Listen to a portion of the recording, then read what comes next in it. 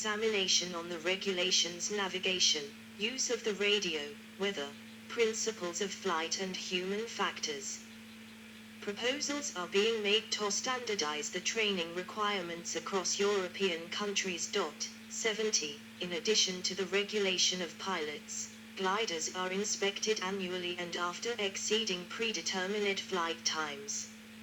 Maximum and minimum payloads are also defined for each glider.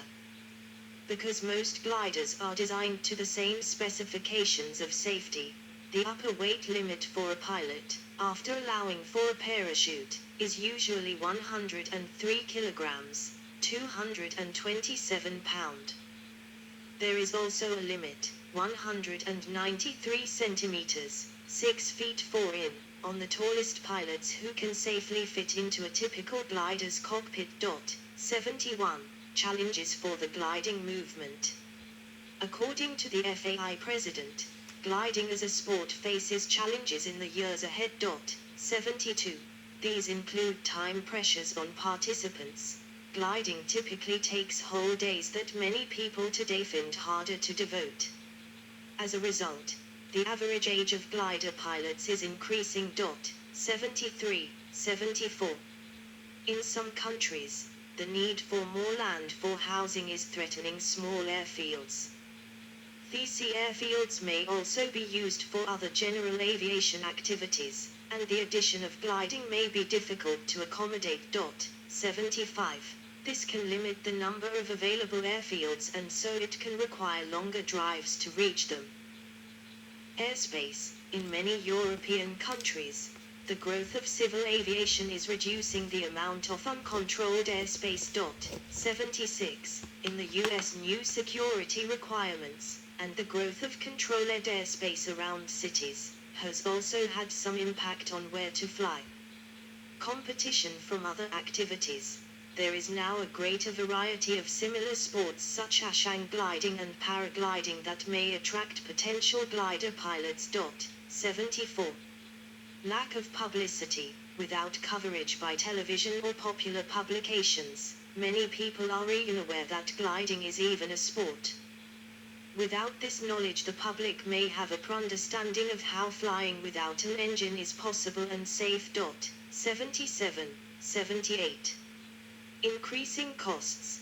Due to higher costs of fuel and insurance, and due to greater regulation requiring equipment such as new radios, or in some cases transponders. 79, 80. Gliding costs have increased, although without the continuous use of engines and fuel, they are still considerably lower than traditional power flying. Related air sports. The two air sports that are most closely related to gliding are hang gliding and paragliding. Although all three sports rely on rising air, there are significant differences which are listed in detail in a comparison of sailplanes, hang gliders and paragliders. The main difference is that both hang gliders and paragliders are simpler, less sophisticated and cheaper aircraft that use the pilot's feet as the undercarriage. 81. All paragliders and most hang gliders have no protective structure around the pilot. However, the dividing line between basic gliders and sophisticated hang gliders is becoming less distinct. For example, hang gliders typically use fabric wings, shaped over a framework, but hang gliders with rigid wings and 3-axis controls are also available. The lower airspeeds and lower glide ratios of typical hang gliders means that shorter cross-country distances are flown than in modern gliders. Paragliders are more basic craft. They aerial foot launched, but their wings usually have no frames and their shape is created by the flow and pressure of air. 82. The airspeeds and glide ratios of paragliders are generally lower still than the typical hang gliders, and so their cross-country flights are even shorter. Radio-controlled gliding uses scale models of gliders mainly for ridge soaring, however thermic aeromodeling craft are also used. 83. See also. Glider, sailplane. Glossary of gliding and soaring. Flying and gliding animals. List of notable glider pilots. Notes. A weak link is a specially calibrated element, connecting two parts of the winch cable designed to... Good. Let's stop the video.